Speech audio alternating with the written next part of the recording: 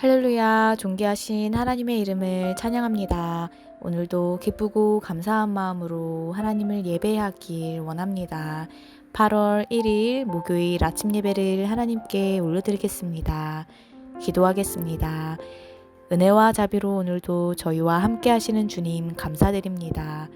매일 삶 속에서 저희들의 삶을 주관하시고 동행하여 주심을 감사드립니다.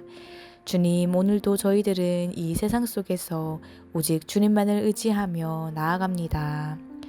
오늘 시작되는 하루 가운데에도 친히 찾아와 주셔서 저희들과 함께 동행하여 주시옵소서. 그리하여 우리들이 때때로 갖게 되는 죄된 생각과 나쁜 마음들을 예수 그리스도의 능력으로 물리쳐 주시옵시고 오직 주님의 은혜와 사랑 안에 거하는 축복의 삶을 누리게 하여 주시옵소서. 감사드리며 예수님의 이름으로 기도드립니다. 아멘. 시편의 말씀으로 하나님을 찬양하길 원합니다. 시편 124편 3절에서 5절 말씀입니다. 함께 읽겠습니다.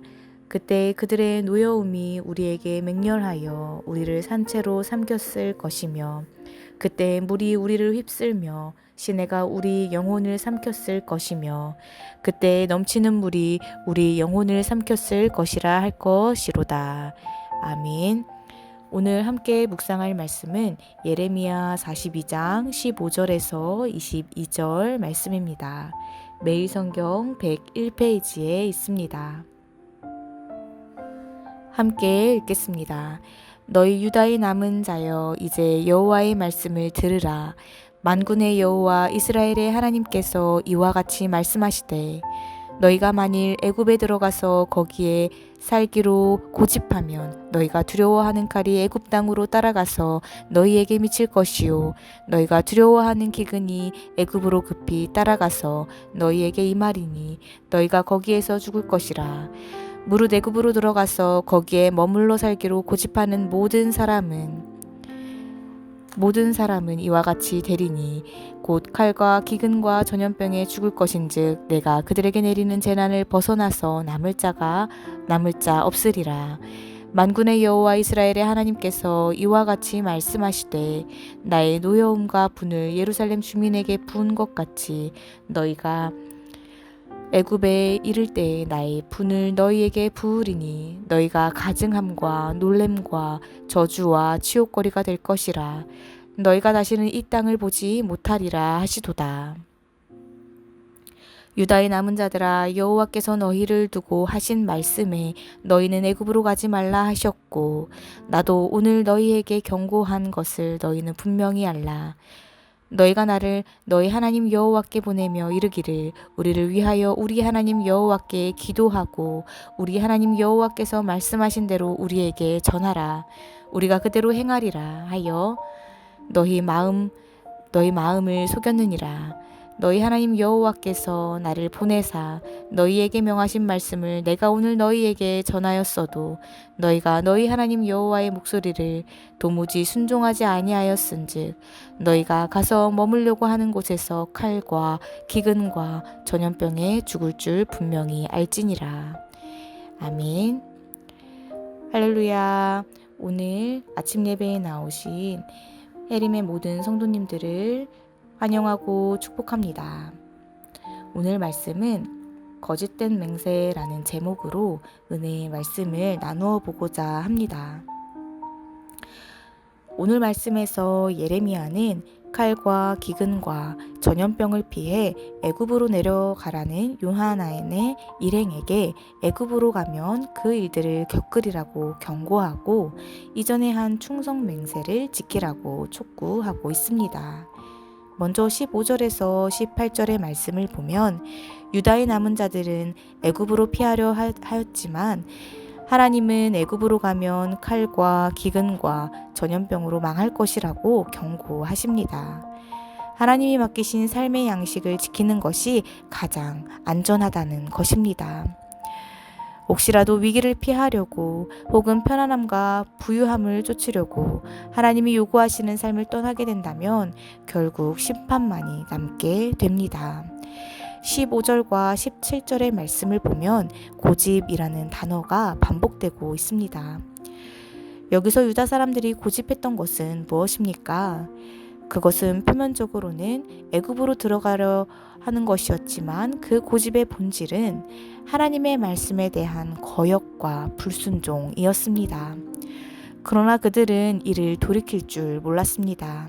그것을 오히려 고집하고 또 고집하였습니다. 불신과 불순종을 고집하고 집요하게 그것을 붙들었던 것입니다. 이들은 그것이 파멸을 조정하는 것임을 계속 경고받았지만 결국 자신들의 악한 고집과 함께 심판을 당하고 말았습니다. 우리는 성경을 통해 이러한 불신앙적인 고집으로 인해 심판의 길을 가게 되는 모습을 종종 보게 됩니다. 우상 숭배를 통해 결국 하나님의 심판을 받게 되며 하나님의 말씀에 순종하지 못하는 이들의 최후가 어떠한지도 보게 됩니다. 우리 역시 그리스도를 믿는 자녀라 할지라도 우리는 죄 가운데 있습니다. 그러나 우리가 이 죄를 인정하고 고백한다면 하나님께서는 그 죄를 용서해 주십니다. 하지만 죄인 줄 알면서도 돌이키지 않고 그것을 버리지 않는다면, 또 그것을 고집한다면 그것은 결국 하나님의 심판과 마주하게 될 것입니다. 성도 여러분, 우리들의 삶의 자리를 다시 한번 되돌아보시기를 바랍니다. 혹시라도 불신앙적인, 불순종적인 모습이 내 안에 남아있다면 바로 주님 앞에 나아가 회개하시며 다시금 주님께로 돌아가시기를 바랍니다. 그리하여 구원의 자리에 하나님의 천국 백성으로 살아가시는 저희들 모두가 되시기를 주님의 이름으로 간절히 소망합니다. 이어지는 19절의 말씀을 다시 읽어보도록 하겠습니다. 유다의 남은 자들아, 여호와께서 너희를 두고 하신 말씀에 너희는 애굽으로 가지 말라 하셨고 나도 오늘 너희에게 경고한 것을 너희는 분명히 알라. 아멘. 여기서 유다의 남은 자들아 라는 이 표현은 하나님께서 심판을 베푸시는 중에도 믿음을 신실하게 지키는 자들을 남겨두시며 그들을 통해 당신의 구원 역사를 계속 유지해 나가신다는 것과 관련된 이들을 지칭하고 있습니다. 그러나 모든 남은 자가 이러한 자들은 아니었습니다. 그런데도 예레미야가 특별히 이런 표현을 사용한 것은 그들 자신이 처한 상황이 얼마나 열악한지를 깨닫고 조금이라도 더 겸손한 마음을 갖게 하기 위함이었습니다. 또 더 이상 교만한 자세를 고집하지 말고 겸손히 하나님의 말씀에 순종하고 애굽으로 가지 말 것을 다시 한번 일깨우고 있는 것입니다. 그러나 그들은 하나님의 경고에도 불구하고 끝내 애굽으로 향하였습니다. 성도 여러분, 사단은 아담과 하와에게 거짓된 환상을 보여 그들이 하나님의 말씀을 거역하는 범죄를 저지르게 하였습니다. 또 오늘 말씀에서도 사단은 유다의 남은 자들을 향해 애굽에 대한 헛된 망상을 불어넣어 하나님의 말씀을 거역하게 만들었습니다.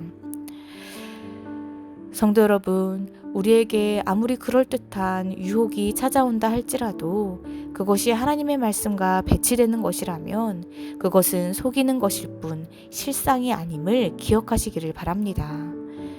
행여 거기에 넘어간다면 결국 하나님과 멀어지며 심판에 떨어지게 됨을 잊지 마시고 오직 하나님의 말씀을 기준으로 하나님의 인도하심 안에서 믿음으로 살아가시는 저희들 모두가 되시기를 주님의 이름으로 간절히 소망합니다. 이 시간 오늘 주신 이 말씀 붙잡고 함께 기도하겠습니다. 하나님 아버지, 저희들이 주님의 자녀로 부끄러움 없는 믿음의 자녀로 살아가기를 간절히 소망합니다. 우리의 연약한 죄성을 모두 주님 앞에 내려놓고 오직 주님의 말씀 안에 하나님 안에서 살아갈 수 있도록 저희들의 삶을 인도하여 주시옵소서. 어떠한 위기를 피하려고 나에게 이득이 되는 무언가를 바라며 하나님을 외면하게 하지 않게 하여 주시옵시고 오직 하나님 안에 거할 때에 우리의 삶이 안전하며 소망이 있음을 기억하고 그 믿음을 그 믿음으로 살아갈 수 있도록 인도하여 주시옵소서. 감사드리며 예수님의 이름으로 기도드립니다. 아멘. 주기도문으로 마치며 자유롭게 기도하겠습니다. 하늘에 계신 우리 아버지여, 이름이 거룩히 여김을 받으시오며 나라에 임하옵시며 뜻이 하늘에서 이룬 것 같이 땅에서도 이루어지이다. 오늘날 우리에게 일용할 양식을 주옵시고 우리가 우리에게 죄 지은 자를 사하여 준 것 같이 우리의 죄를 사하여 주옵시고 우리를 시험에 들게 하지 마옵시고 다만 악에서 구하옵소서. 나라와 권세와 영광이 아버지께 영원히 있사옵나이다. 아멘.